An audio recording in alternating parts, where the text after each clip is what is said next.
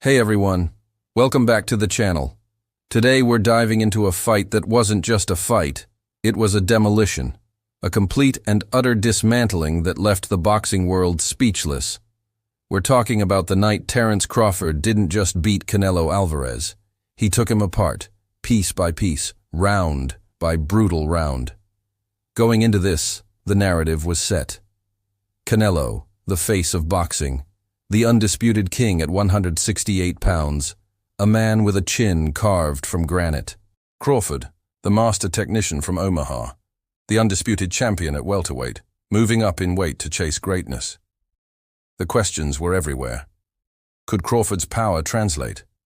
Could he handle the sheer size and strength of Canelo? Could Canelo even touch the slick, switch-hitting Bud? We thought we were in for a tactical chess match, a battle of wills. What we got was a public execution. From the very first bell, something was different. Crawford wasn't cautious. He wasn't feeling Canelo out. He stepped to the center of the ring, jab flickering like a snake's tongue, and established a perimeter that Canelo simply could not breach. The jab was the key, the master key that unlocked every door. It wasn't just a rangefinder, it was a weapon. It snapped Canelo's head back, it disrupted his rhythm, it blinded him to the left hand that was sure to follow. In that first round, Canelo looked confused. He'd lunge forward with his signature hooks, only to find himself swinging at air as Crawford pivoted out, leaving him off balance and vulnerable. Round two was more of the same, but with an added layer of viciousness. Crawford started going to the body, not just tapping it, but digging in with cruel, thudding shots that echoed through the arena. You could see Canelo wince. These weren't the kind of body shots he was used to absorbing from smaller men. This was different. This was precise, targeted punishment designed to sap his gas tank and bring his guard down. And every time Canelo tried to answer, Crawford was gone, leaving him to reset, only to be met with another three-punch combination. The speed difference was already looking like a chasm. By the third round, a pattern had emerged. Canelo would stalk, Crawford would circle and pot-shot him. Canelo's high guard, usually an impenetrable fortress, became a prison. Crawford was landing around it, through it, and seemingly at will. The straight left hand from the southpaw stance was a nightmare for Canelo. He had no answer for it.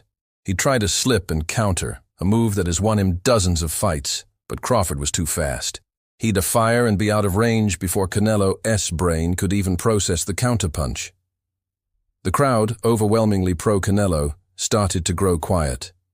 The festive atmosphere was being replaced by a tense, nervous energy. They were witnessing their hero being systematically broken down. Then came the fourth round. This was the round where disbelief turned into genuine shock. Crawford, sensing Canelo was hurt from the bodywork, decided to open up. He planted his feet and unleashed a blistering six-punch combination that started at the body and ended with a right hook that snapped Canelo's head around.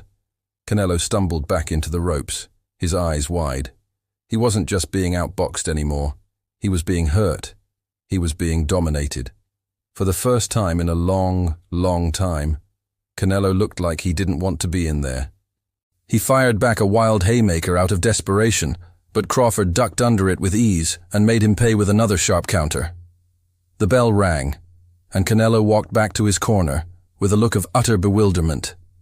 Eddie Reynoso was frantically trying to give him instructions, but it was like he was speaking a different language. The middle rounds were a masterclass in cruelty.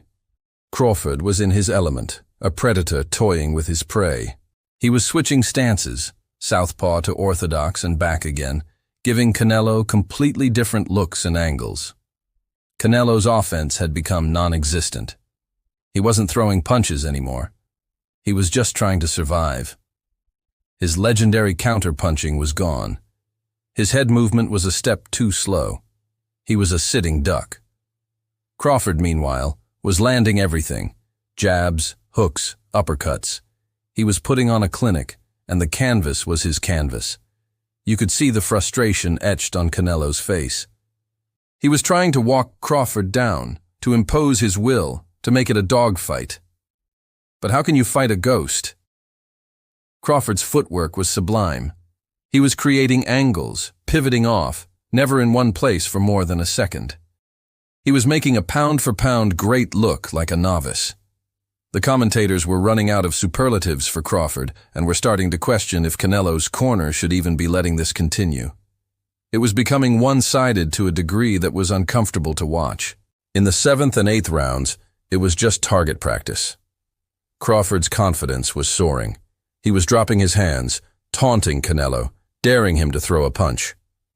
And when Canelo did, Crawford would make him miss by an inch and then pop him with a 3-piece combo that would send a spray of sweat flying into the ringside seats.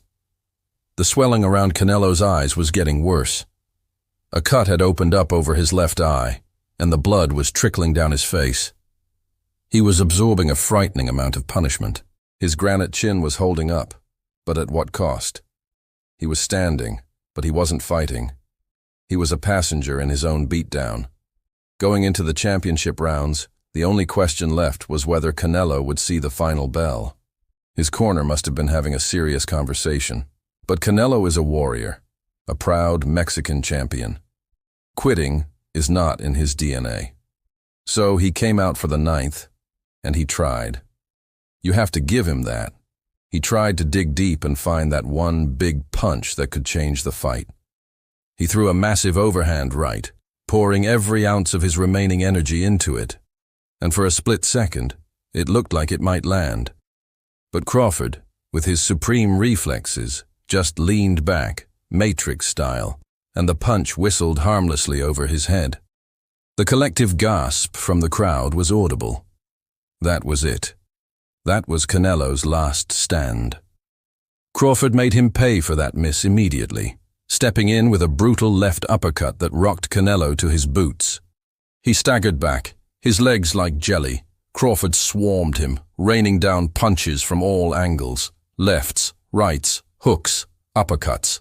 Canelo wasn't defending himself anymore. He was just a punching bag, absorbing blow after blow, his head snapping back and forth.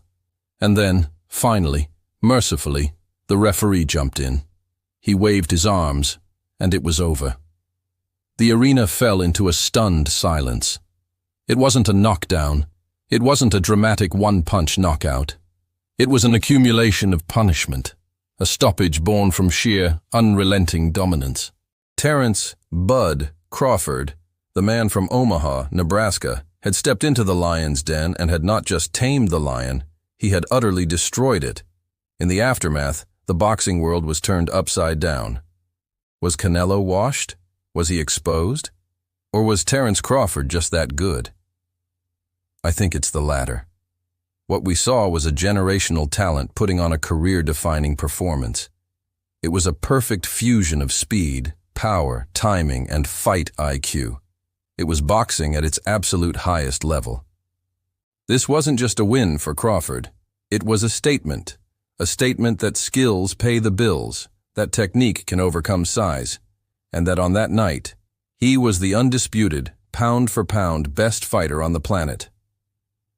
For Canelo, it was a harsh reminder that in boxing, there's always someone out there who might just have your number. It was a beatdown for the ages, a performance that will be talked about for decades to come.